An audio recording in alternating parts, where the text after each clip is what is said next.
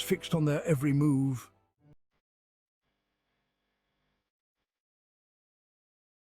The museum staff, initially skeptical, began to keep a watchful eye on Mandy. Security cameras pointed at her exhibit would malfunction, their images distorted and obscured. Visitors reported feeling dizzy, nauseous, or overcome with a sense of overwhelming sadness when they stood near her. One particularly unsettling incident involved a museum volunteer who claimed that Mandy had moved her head to follow him as he walked past her display case. As stories of Mandy's unsettling behaviour spread, people began to come from far and wide to see the haunted doll for themselves.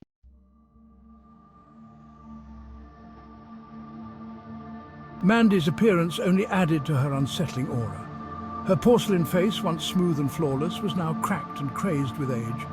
Her once vibrant blue eyes, meant to convey childish innocence, now stared out from their sockets with a vacant intensity. Her once bright red lips, now faded to a pale pink, seemed perpetually pursed in a silent scream. Visitors to the museum often spoke of how they felt as if Mandy's eyes followed them as they moved about the room. Others described feeling a cold chill run down their spines when they met Mandy's gaze.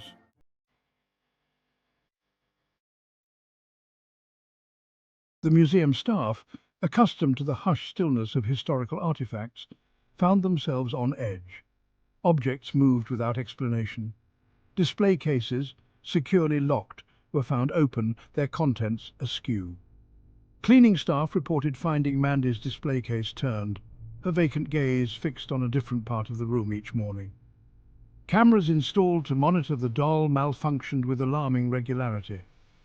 The disturbances, while unsettling, remained relatively benign, fueling the growing legend of Mandy without causing any direct harm. Yet an undercurrent of unease persisted.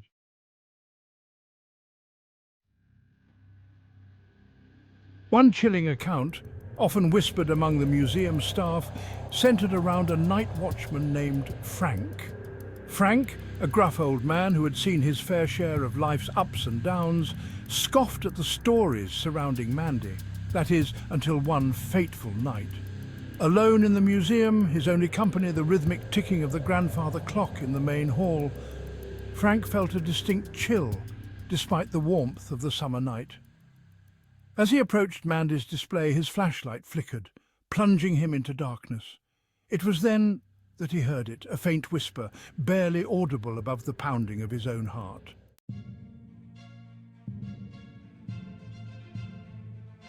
Driven by a mixture of fear and morbid curiosity, Frank spent the following days poring over the museum's archives, desperately searching for any information about Mandy's origins. He scoured dusty old journals, faded photographs, and brittle newspaper clippings, hoping to unearth the truth behind the doll's haunting.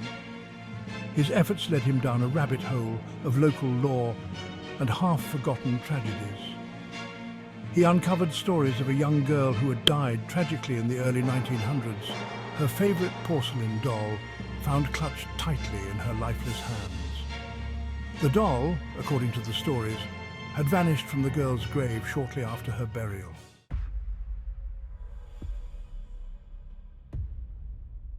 One particularly disturbing account detailed the experience of a young boy who had been given Mandy as a gift. The boy, initially delighted with the beautiful doll, soon began to experience terrifying nightmares. He claimed that Mandy would come to life at night, her vacant eyes glowing with a malevolent light. The boy's parents, initially dismissive of his claims, soon became convinced that something was terribly wrong. Desperate, they removed Mandy from the house, hoping to end their son's torment.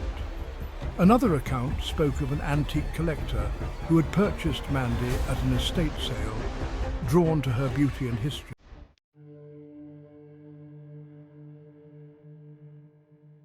Word of Mandy's unsettling presence reached the ears of a renowned paranormal investigator, Dr. Emily Carter. Dr. Carter, known for her skepticism and rigorous research methods, arrived at the Quesnel Museum determined to separate fact from folklore. She brought with her a team of specialists, each equipped with the latest in paranormal investigation equipment. Dr. Carter and her team spent several days documenting the museum, focusing their attention on Mandy's display. They recorded temperature fluctuations, electromagnetic anomalies, and even attempted communication with the potential entity attached to the doll. Despite their efforts, the team initially encountered nothing out of the ordinary.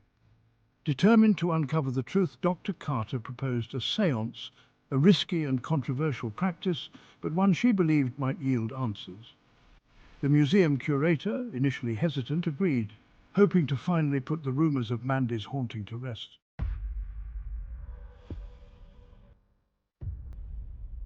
During the séance, the candle illuminating Mandy's face flickered violently, casting grotesque shadows that danced across the walls. Dr. Carter, her voice barely above a whisper, asked the entity to reveal itself, to explain its presence. A low, guttural growl resonated through the room, seemingly emanating from the doll itself. The temperature plummeted, a bone-chilling cold that sent shivers down their spines. One of Dr. Carter's assistants, a young woman named Sarah, cried out in terror, claiming that something had touched her.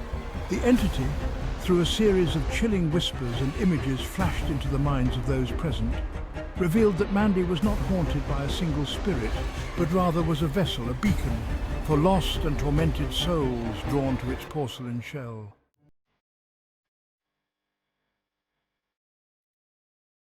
The séance left the team shaken and disturbed. Sarah, deeply affected by the experience, refused to return to the museum, her dreams haunted by images of Mandy's vacant eyes. Dr. Carter, though shaken, felt a sense of responsibility to help the trapped souls and to understand the true extent of Mandy's power. The museum curator, faced with mounting evidence of the supernatural and growing concern for the well-being of his staff and visitors, found himself at a crossroads. Closing the museum would deprive the town of its history, its identity, yet keeping it open, with Mandy on display, posed a potential risk to anyone who crossed her path.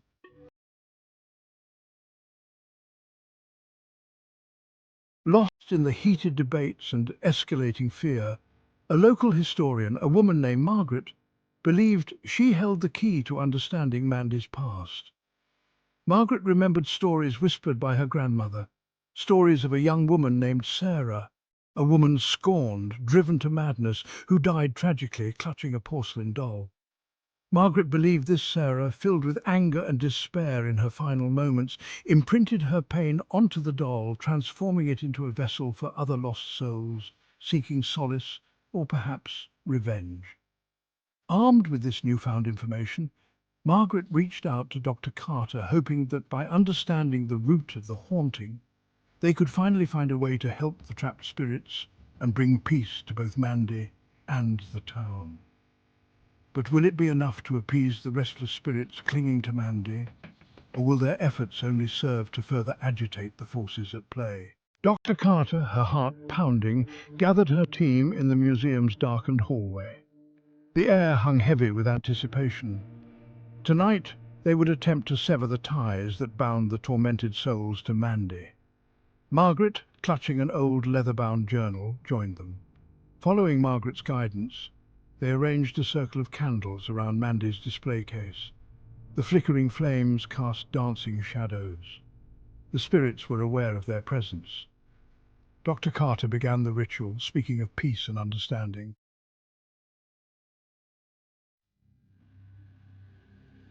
As Dr. Carter continued the ritual, the room seemed to shift the boundaries between the physical and ethereal, blurring. The air crackled with unseen energy, the scent of ozone stinging their nostrils. The temperature plummeted, their breath misting in the air as a wave of icy cold washed over them.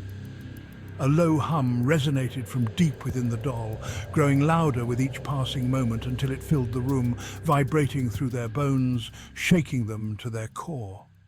The hair on their arms stood on end, their skin prickling with static electricity. They were no longer alone. Suddenly, the air before them shimmered, coalescing into a swirling vortex of energy. Images flashed within its depths, glimpses of another time, another place. A young woman, her face contorted in anguish, clutching a porcelain doll as life drained from her eyes. A child, his face twisted in terror, his screams echoing through the void. The doorway was open, a portal to the other side, and the spirits were free to cross over. From the swirling vortex emerged shadowy figures, their eyes burning with a cold, ethereal light. They swirled around Mandy's display case, drawn to the doll like moths to a flame. Margaret stepped forward, holding the leather-bound journal aloft. She began to read from her grandmother's account. As Margaret spoke, a change came over the shadowy figures. Their forms solidified, their features becoming clearer. But amidst the lost souls, a darker presence made itself known. A figure of pure shadow, its eyes burning with a malevolent red light. The air within the Quesnel Museum feels heavy, even as sunlight streams through the windows. Mandy, her porcelain face forever frozen in that unsettling expression, remains behind glass. The whispers of cold chills and unseen eyes cling to her like cobwebs. Were the lost souls granted peace, their torment finally put to rest? Or does Mandy remain a conduit to the other side? The line between reality and the supernatural blurs. Within those glassy eyes may lie echoes of a forgotten sorrow.